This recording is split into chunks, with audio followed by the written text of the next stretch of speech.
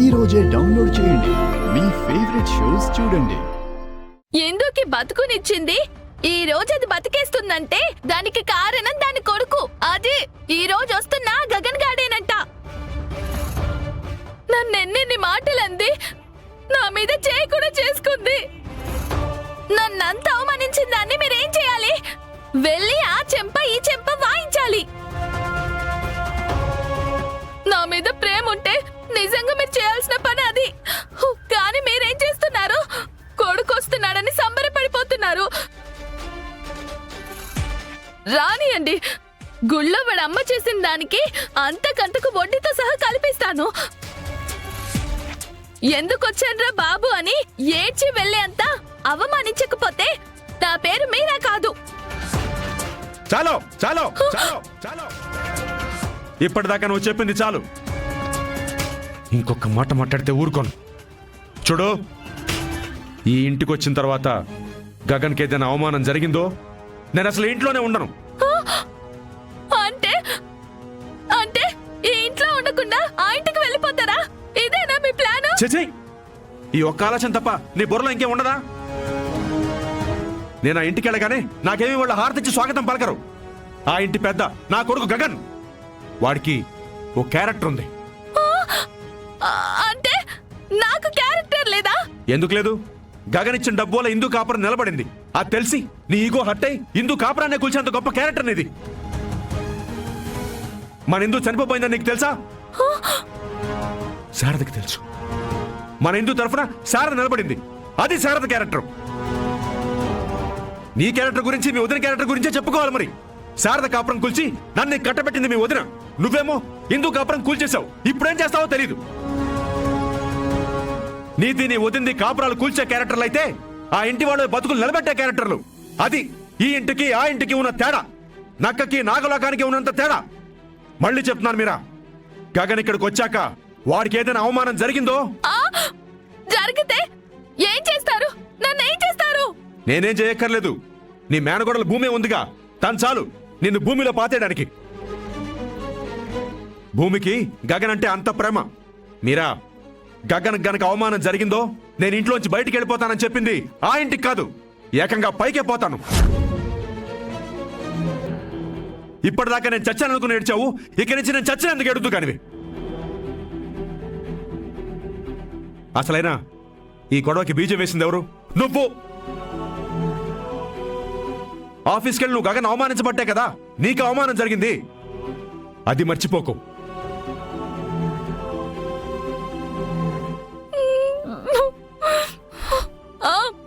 అంతా నన్ననే వాళ్ళే, నా సవతిని దాని కొడుకుని సమర్థించే వాళ్ళే.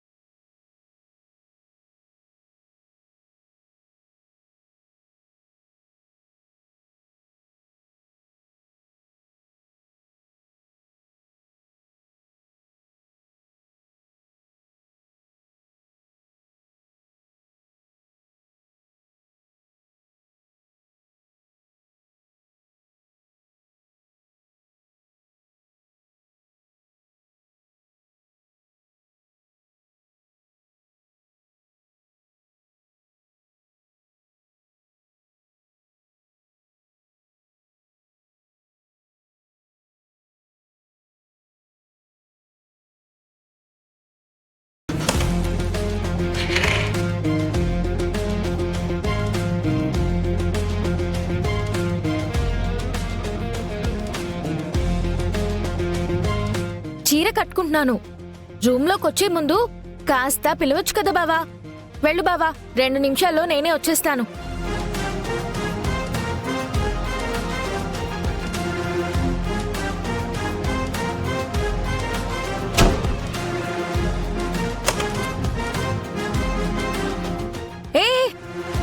ఏం చేస్తున్నావు బావా?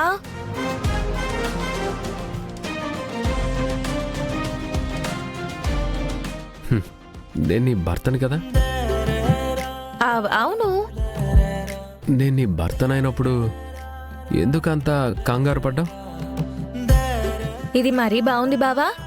ఎంత భర్త అయినా ఆడపిల్ల బట్టలు మార్చుకునేటప్పుడు లోపలికి వస్తే అలాగే కంగారు పడతారు. ఏయ్, నువ్వు ఆడపిల్లవి కాదు, కిలాడి పిల్లవి.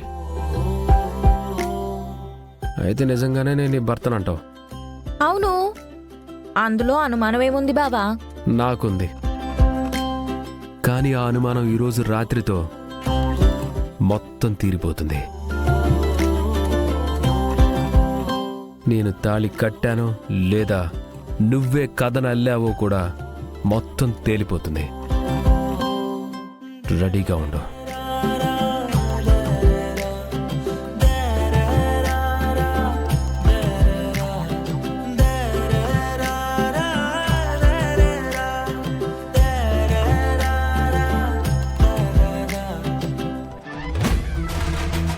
వస్తాడు నా రాజు ఈ రోజు, రానే వస్తాడు నెల రాజు ఈ రోజు.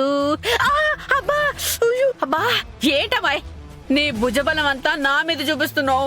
ఎంత నొప్పి పుడుతుందో తెలుసా? అది కాదు గోరింటకు, నా ఇంట్లో ఆ భూమి సోబరం ఏంటి? అమ్మా అయ్యో అమ్మా, ఏదమ్మాయి నీ చెయ్యి ఇలా పెట్టు. అమ్మయ్య, ఇదే నా భుజం అనుకొని దీన్నే బాగా బాదుతూ డైలాగ్ మాత్రం నాతో చెప్పు, సరేనా? ఈ సోబరం అసలు జరగకూడదు గోరింటకు. అమ్మాయి దగ్గరుండి మీ అమ్మ నాన్ని జరిపిస్తున్నప్పుడు ఇంకెలా ఆగుతుందమ్మాయి?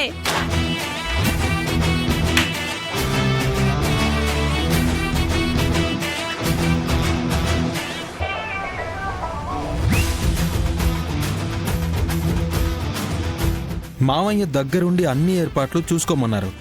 బేబీ లిస్ట్ చెప్తాను, రాసుకో. ఏయ్, ఏం లిస్టు?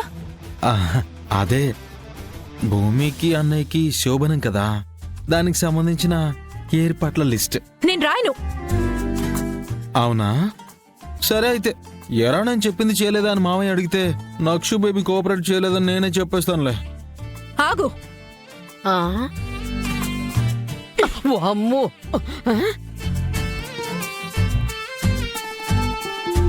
చెప్పు. 2 వెండి పాల గ్లాసులు. రెండెందుకు? ఇద్దరు పాల గ్లాస్ పట్టుకుని ఒకటేసారి సోబరం గదిలోకి వెళ్తారా ఏంటి? కాదు బంగారం, ఒకటి వాళ్ళకి ఇంకొకటి మనకి.